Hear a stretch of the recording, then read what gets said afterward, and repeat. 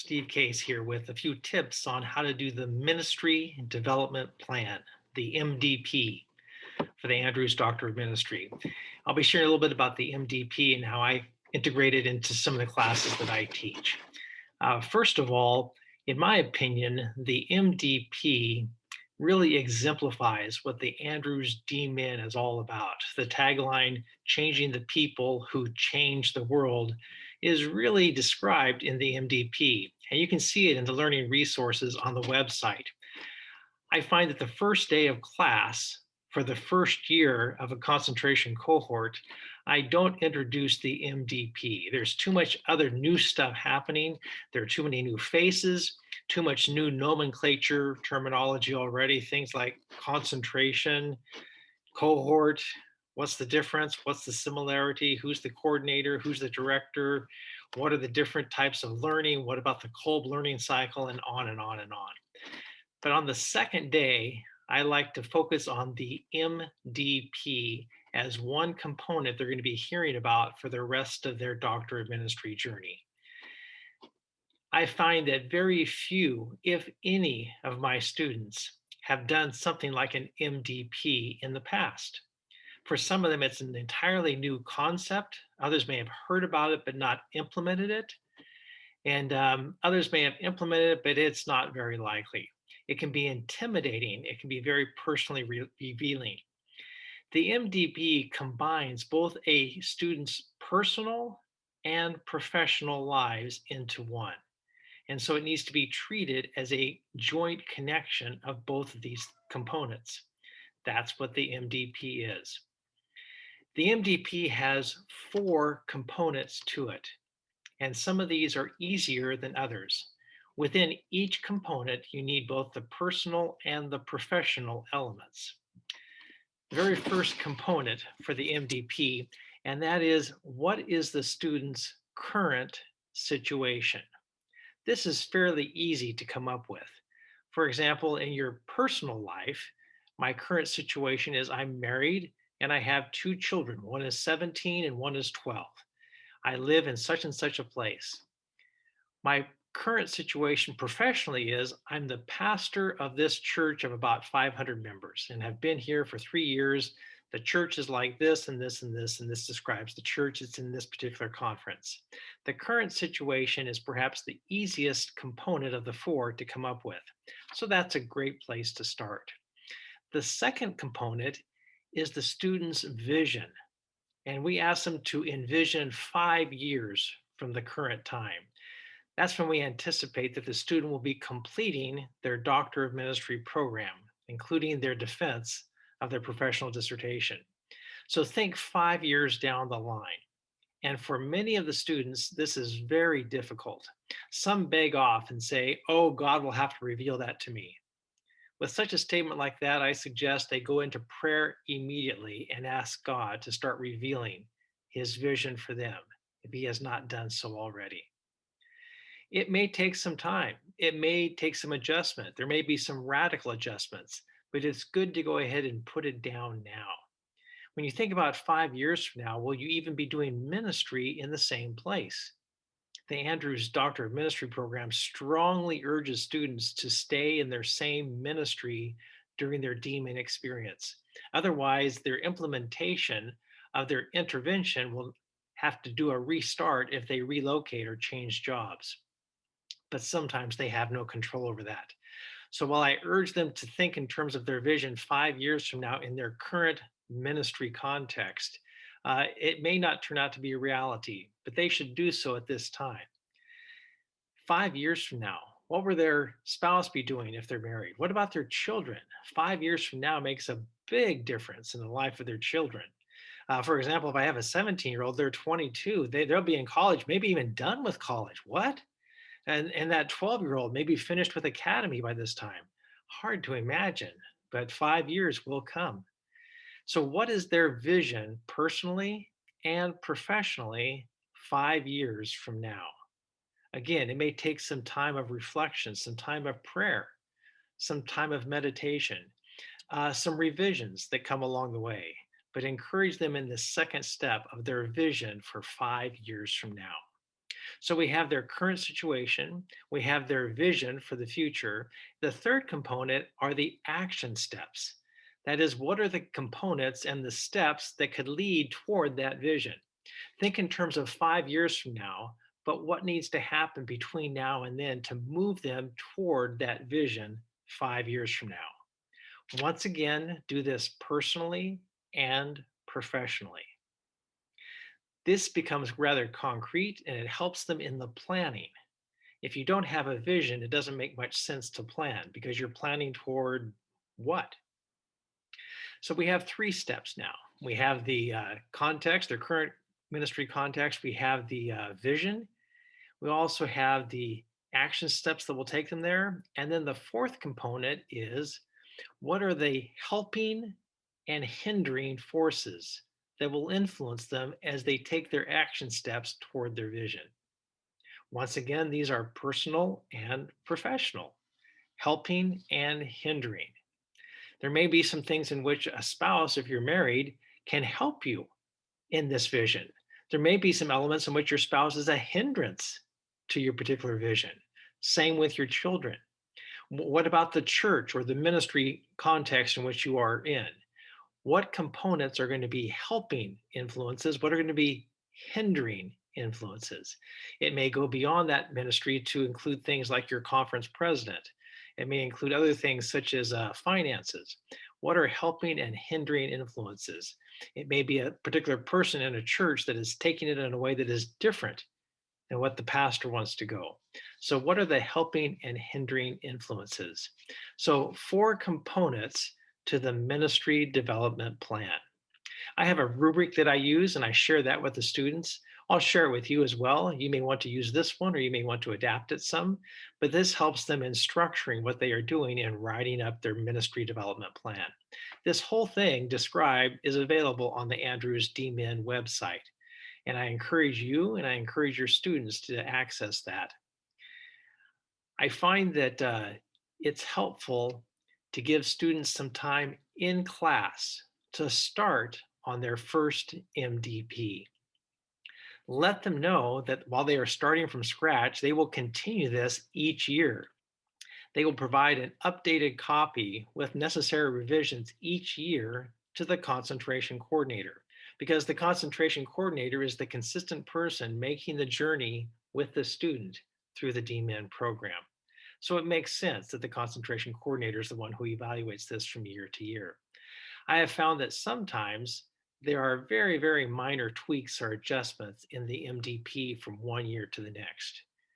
But in some years, there are major changes. For example, a person may go through a major personal shift. There might be an injury, there might be a death, there might be a divorce or a separation. It could also be a professional radical change, such as a relocation to a new ministry setting. It might be a different church or it might be a move into the conference office, but there's a radical change in their ministry context. And so their MDP is going to go through a big change.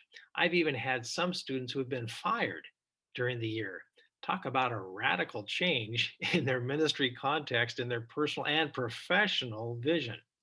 So I find that as the concentration coordinator, the yearly update on the MDP puts me into a pastoral counseling situation, really. So, as the professor or the concentration coordinator, I become the pastor to the pastor. And it's part of the richness of the Andrews DMin journey. As a professor, I'm not simply teaching information, we are living it. We are experiencing it. We are reflecting on it. We are praying together. We are crying together and laughing together. We are envisioning together. It's quite a journey. It would be far easier, time wise and emotion wise, to not be involved in this. And yet, this gives us a grand opportunity to engage in things that are most important to our students and therefore are most important to us. Coming back to that first year when they're doing the MDP, I encourage them and give them time in class to start doing their first draft of the MDP. And then I ask that by midnight that they send me a rough draft of what they have so far. And I just do a quick reading over it, looking for personal and professional components in each one of the four elements.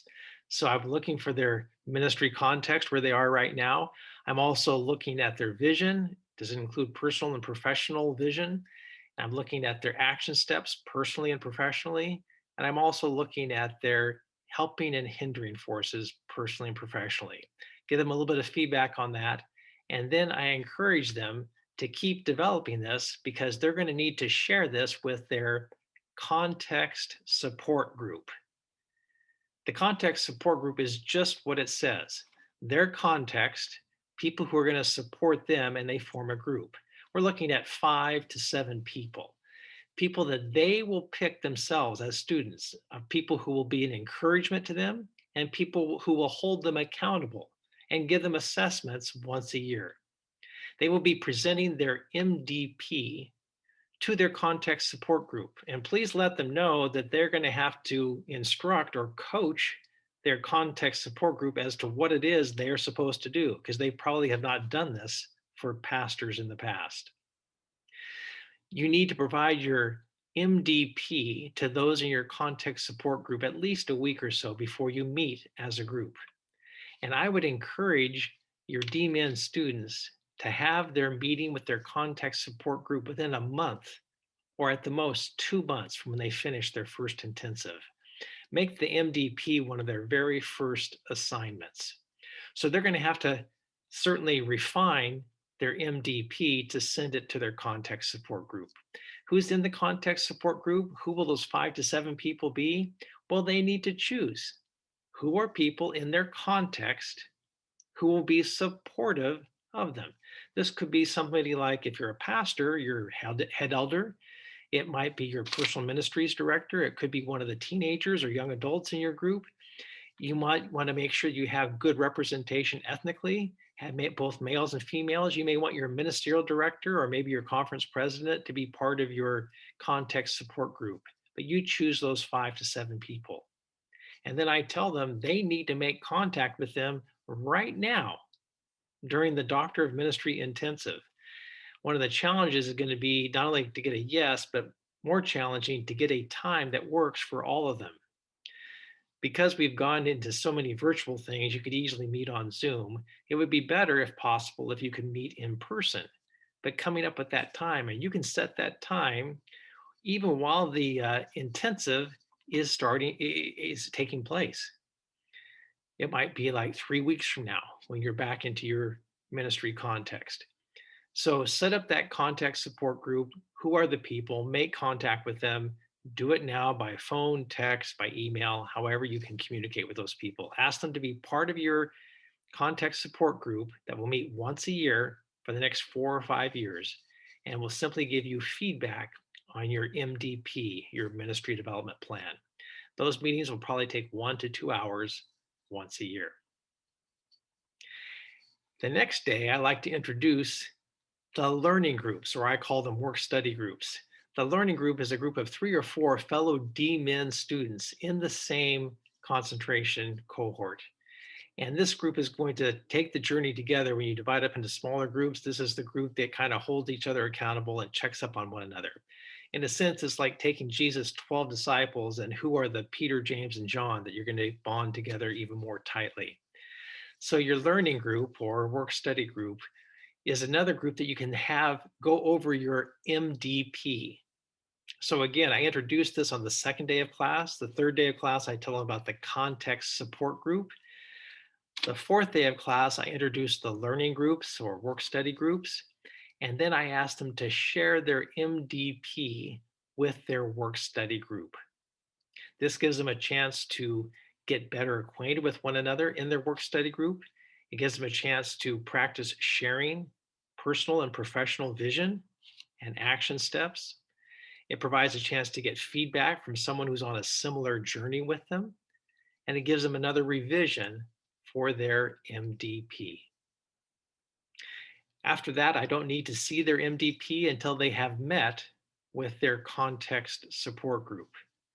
And after they've met with their context support group, I expect there's going to be another revision to their MDP. And that's when they send it back to me for grading for the class. So let me review the different steps of developing the MDP as a Doctor of Ministry student. It's introduced to me. I work on it some in class. I work on it after class and send it to the professor. The professor gives some simple feedback on it, making sure I have all 4 elements, make sure that I include personal and professional components within each of those elements. And then I think of a context support group and reach out and contact them, asking them to meet with me in a month or 2 and negotiate when is going to be an agreeable time for the 5 to 7 people in that context support group. And then I refine my MDP to get it ready to send to them. Another day in class, I am put in a learning group. And by this time, as the professor, I've gotten better acquainted with the students so I can go ahead and strategically group them into learning groups that will be complementary to each other and challenging to each other. I like to have 4 people in each of those in case one drops out during the Doctor of Ministry journey, they'll still have 3 people in their group. So with my learning group, I then share my current version of my MDP. They give me feedback. I make revisions again. And then I need to have a complete MDP to send to the members of my context support group at least a week before we meet. And again, that's within a month or 2 after the first intensive. After meeting with my context support group, I make revisions again. And that's when I send it in to my professor, the consultation coordinator, for evaluation after the first year. Once again, this is revised each year of the 4 years of classes. And each year it's the concentration coordinator who does the feedback on that. It becomes a satisfactory or unsatisfactory grade. Whether the concentration coordinator is teaching the class or not, the concentration coordinator is the one who does the assessment or evaluation of the yearly MDP update. And again, this is your chance to be involved in what is most important in the lives of your students. This MDP continues all the way up until the defense of the professional dissertation. And the Andrews DMin website has instructions about how that MDP is a summary MDP that looks back over these 5 years and describes what has happened for the person that we are seeking to change, who will be the one who will change the world. It would only make sense after graduation that a graduate would begin with a new MDP. Whether they are part of a context support group or the Andrews DMin program or not, hopefully this is the very thing they would continue on for their next 5 years. And that is the Andrews DMin MDP, the Ministry Development Plan.